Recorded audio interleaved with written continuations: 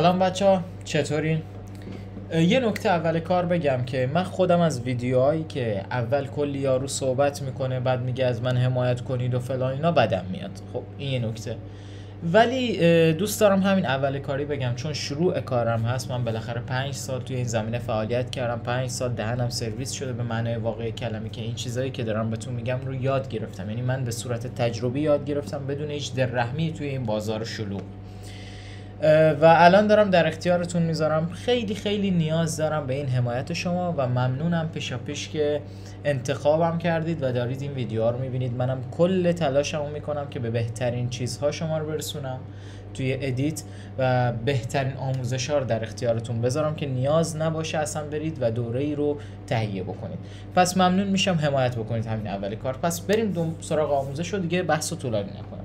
آقا توی این ویدیو قرار شد که ما درباره این صحبت بکنیم که چطوری نظم رو توی تدوین یا توی نرم افزار بیاریم. از همون جایی که گفتم کلا نظم یکی از اصلای مهمه، هم تو استوریا گفتم هم توی پست آخرم دربارش صحبت کردم. نظم خیلی مهمه توی تدوین. مثلا شما اینجا رو در نظر بگیر، ببین الان این پنجره پروژه منه. اوکی، من زبونم جدیدن خیلی میگیرم، مخصوصا که میام برای شما ویدیو رکورد کنم. دیگه شما به بزرگیتون ببخشید. اینجا من ویدیوها رو توی پوشه گذاشتم، موزیکا رو توی پوشه، سکانس هایی که درست شده حین در واقع فایل سکانسی که همون موقعی که دارم پروژه‌مو میسازم و ادیت میکنم برای من سکانس میسازه توی این پروژه. حالا بهتون نشون میدم چه شکلیه. به این آیکونا میگن سکانس. حالا دربارش صحبت میکنیم اگر نمیدونید سکانس چیه. همه اینا رو جدا کردم، موزیکامو جدا کردم، پترنایی که استفاده کردم. معمولا کاورم و چون کاور خیلی ساده یه تو پریمیر میذارم که یه ویدیو حتما براتون میذارم که چطور این کار رو انجام بدید. خلاصه بحث که دور نشیم، همه اینا رو به صورت دسته‌بندی شده میذارم. چرا؟ برای صرفه‌جویی در وقت، در نظم خواستم بگم، برای صرفه‌جویی در وقت. دیگه من نرم دونه دونه باز کنم ببینم که موزیک کدومش نمیدونم فایل کدومشو میخوام کدومشو نمیخوام. این یه نکته بود که اینجا همه چیز باید مرتب باشه. در مقابل بیرون از پروژه، یعنی جایی که شما پروژهتون رو سیو میکنید توی سیستم، هم باید همین کارو بکنید. یه پوشه باید داشته باشید برای فایل هاتون، یه پوشه برای در واقع فوتیج هایی که میخواین به تصویر اضافه بکنید. میخواد میم باشه، میخواد ترانزیشن باشه، میخواد چه میدونم تکست انیمیشن باشه، یا خیلی چیزهای دیگه ای که حالا توی پریمیر باشون سر و کار دارید و من سعی میکنم همشون رو براتون بذارم. یعنی هر چیزی که پیدا کنم و احساس کنم به کارتون بیاد، حرفه‌ای تر میکنه شما رو، شک نکنید ویدیوشو میسازم براتون توی کانال تلگرامم قرار میدم. اگر لینک نشدین اونجا و دسترسی ندارین بهش، حتما زیر این پست کامنت بذارید که من حتما لینک، شاید تو دیسکریپشن هم گذاشتمش، گرچه تو بایوی پیج من هست، اگر دنبالم نمی کنید که از همینجا وارد بشید. این از این. خلاصه توی بیرون از پریمیر هم دقیقا همین کارا رو باید بکنید. یه پوشه برای خروجی، یه پوشه برای پروژه‌ای که ذخیره میشه، یه پوشه برای ویدیوها، یه پوشه برای موزیک‌ها و اینجوری دسته‌بندی شده. یعنی قبل از اینکه شما وارد پروژه بشید توی پریمیر، توی فضای سیستمتون اینا رو دسته‌بندی بکنید که صرفه‌جویی بکنید توی زمان. و این باعث میشه که شما از لحاظ ذهنی آرامش کمتری، چرا کمتر، آرامش بیشتری داشته باشید. این از این. الان شد 2 تا نکته. یکی این که اینجا باید نظم رو رعایت بکنید که از لحاظ ذهنی آرامش داشته باشید و صرفه جویی کنید در وقتتون و نرید حین ادیت نرم افزاراتون رو باز بکنید که دربارش تو ویدیو قبلی صحبت کردیم. اگر ندیدی برو ببین. خلاصه یکی توی خود نرم افزار، یکی خارج نرم افزار، صرفاً به خاطر بردن بالای سرعت شما و در واقع آرامش ذهنی حین کار کردن. دیگه تمرکزت میره روی این که پلان ها رو چطوری با چه خلاقیتی، با چه شیوهی کنار هم دیگه بچینی و چطوری به مخاطب ارائهش بدی. این از این. حالا یه 3 تا مورد هم توی تایملاین دربارش صحبت کردیم توی همون ویدیو که الان میخوایم با هم دیگه در واقع انجامشون بدیم.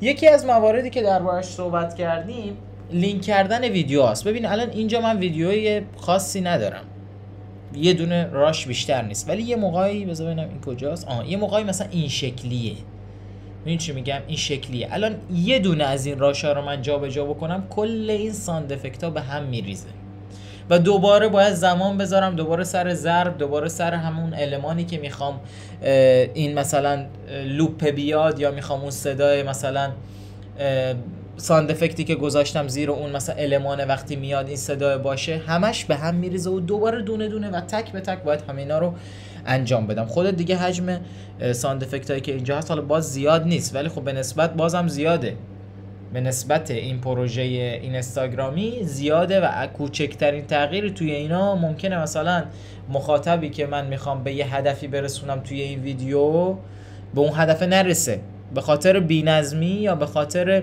ناهماهنگ بودن این ساند افکت ها.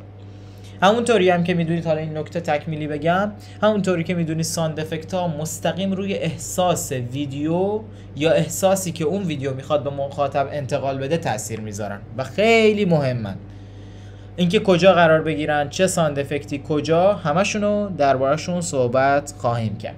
حالا اینو داشته باشید که الان فقط میخوایم نظم رو برقرار بکنیم. بریم سر همون لینک کردن به چه صورته. ببینید شما میتونید کلیک راست بکنید روی ویدیوتون و اینجا لینک رو انتخاب بکنید.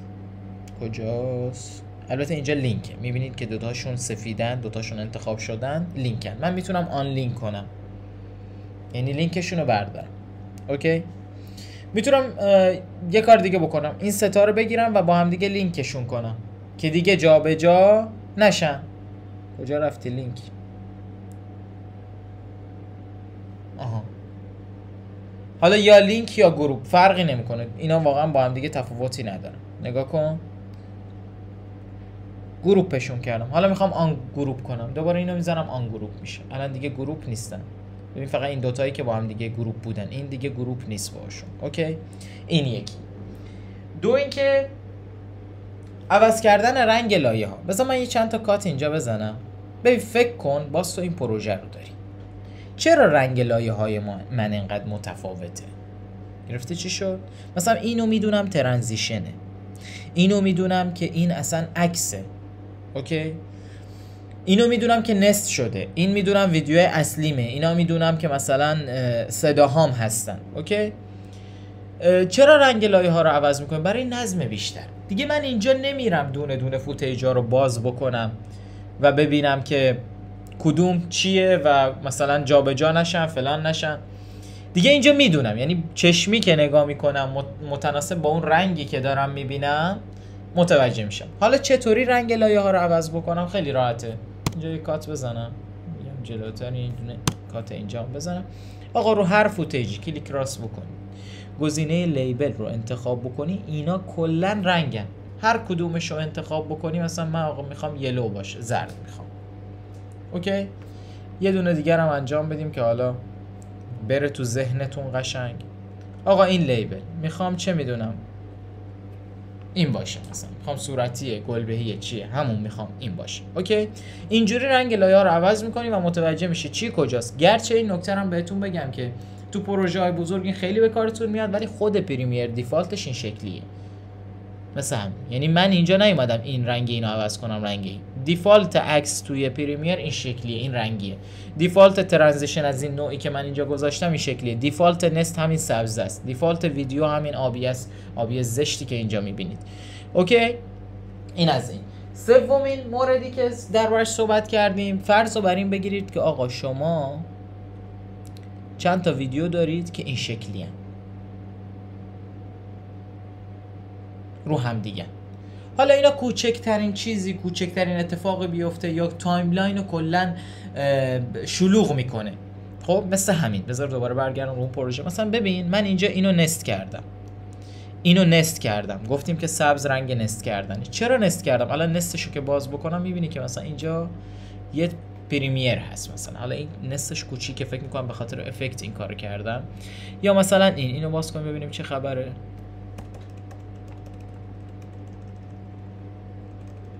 ببین مثلا اینجا دو تا فوتیجه که من دوباره مثلا اومدم روش افکت اعمال کردم، دوباره نستش کردم که دیگه قراقاتی نشه. برگردیم رو همون اولیه. آقا همه اینا حالا چطوری من نست میکنم؟ ببین نست در واقع انگار جایگذاری چند تا لایه توی یک پوش است. و دیگه کمک میکنه به نظم اینجا. یعنی تو میدونی که آقا من یه افکتی رو مثلا روی اون ویدیو اعمال کردم، 2 تا لایه، یه دونه لایه، 3 تا لایه هم بوده، خب میام نستش میکنم دیگه، خیالم راحته، میدونم که این افکتی که اینجا گذاشتم همینه، آقا تموم شد. اوکی تا اینجا. حالا چطوری نست بکنم؟ سوال خیلی خوب پرسیدی، بریم که بهت بگم. آقا همه اینا رو میخوای نست کنی، این سه تا رو میخوای ببری توی پوش، کلیک راست، دوباره گزینه نست، اسمم میتونی براش انتخاب کنی، مثلا تکنیک مثلا مچ کات. تمام دیگه، تموم شد. حالا یادتون میاد اول ویدیو بهتون گفتم که هر در واقع سکانس جدیدی که ایجاد بکنید یا هر پروژه جدیدی که باز بکنید اینجا براتون یه سکانس میاره. دیدی این همونه؟ بهت گفتم المانش این شکلیه. این الان دوباره سکانس برای من ساخت. برای اینکه اینجا دوباره قراقاتی نشه من اینو میام میندازم توی پوشه سکانس ها و تمام. اینجا دوباره نظم برقرار میشه. و یه مورد دیگه درباره نست بگم، اینو میخواستم تو استوریا بهتون بگم ولی خب چون بچهای خوبه و گلای توی خونه بودید من اینو اینجا هم بهتون میگم. یعنی عاشقتونم و دلم میخواد که مثلا همه چی رو بهتون بگم، متاسفانه زمان محدوده، من نمیتونم ویدیو رو طولانی بکنم و احتمال میدم زده بشید از آموزش، واقعا دستم بسته است تو این یه مورد. حالا این نکته ریزو از من داشته باشید که نست فقط پوشه کردن یه سری تکنیک نیست. اوکی؟ یه موقعی هست 2 تا افکت میخوای اعمال کنی که تداخل دارن. مثلا میخوای افکت استابلایزر بندازی، میخوای استابلایزر برای چی استفاده میشه؟ برای اینکه اگر ویدیوت لرزش داشته باشه حین تصویر برداری اون لرزشه رو برات بگیره. اونو بخوای استفاده بکنی با هیچ تکنیک دیگه همخوانی ندارد، یعنی تداخل داره با هر تکنیکی. یعنی تو اگر بیای اینجا توی افکت کنترل یه مقدار اسکیل اون تصویرم بزرگ بکنی، دوباره همه چیز اون به هم میریزه و بهت میگه آقا من یه ارور میاد که آقا من استابلایز نمیتونم، وارپ استابلایز نمیتونم توی جایی باشم که یه افکت دیگه ای داره اعمال میشه. سوسوله یه جورایی بگم. خب این در این مواقع چیکار میکنیم؟ میایم مثلا افکت استابلایز رو اعمال میکنیم توی روی همون ویدیو، بعد نستش میکنیم، بعد حالا کوچیک بزرگش میکنیم. گرفتی چی شد؟ یا معمولا درستش حرفه‌ای ترش این شکلیه که تو اول اسکیل تو، پوزیشن تو، نمیدونم روتیشن تو، همه چیز تو بدی به ویدیوت، بعد نستش بکنی، بعد استابلایز بهش بدی. اینجوری حرفه‌ای ترشه. خب من یه نگاه بندازم ببینم نکته دیگه ای نمونده که به شما بگم. یه مرور بکنیم که نظم توی پروژکتتون در واقع، نظم بیرون از پریمیر، جایی که پروژهتون سیو میشه، و نظم توی تایملاین، یک لینک کردن ساند افکت یا صدای ویدیویی که توی تایملاین دارین استفاده میکنید که گفتیم کلیک راست میکنید، گزینه گروپ رو انتخاب میکنید. اگه خواستی برگردید دوباره کلیک راست میکنی و گزینه آن گروپ رو انتخاب میکنی، مثل همین چیزی که الان دارم نشونتون. ببینید الان اینجا من چون چیزی رو انتخاب نکردم اینو نمیاره برام. اوکی، اینو میزنی. اگر میخواستی لینکشو یا در واقع گروپ بود از گروپ بودن خارجش بکنی، اینو میزنی. این یکی که کمک میکنه دیگه جابجا نشه ساوند افکتت و زمانت رو نگیره. این یکی. 2 گفتیم رنگ لایه ها رو عوض بکنیم، یعنی کنترل زد بزنم، رنگ لایه ها رو که اینجا بهتون گفتم چجوری، کلیک راست، لیبل و کلی رنگ اینجا هست. اینم از این. و نست کردن هم همینه دیگه، گذاشتن چند مورد توی یک پوشه. انتخاب میکنی چیزایی که میخوای نست بکنی، کلیک راست و نست اسمشو انتخاب میکنی. اوکی، و اینجا توی پنجره پروژه برات میاره. اوکی، و همینو برای نظم دوباره میای میندازی تو همون پوشه سکانسی که درست کردی. خیلی خیلی ممنون میشم اگر حمایت بکنید. دوباره اینو میگم خیلی کوتاه و مختصر و مفید، و اینم انتهای اون ویدیویی که قرار بوده براتون آپلود بشه. تا چند دقیقه دیگه هم اگر ادیت زیادی لازم نداشته که ندارد براتون آپلود میکنم. مرسی که تا انتهای ویدیو همراه بودید. اینستاگرام، نمیدونم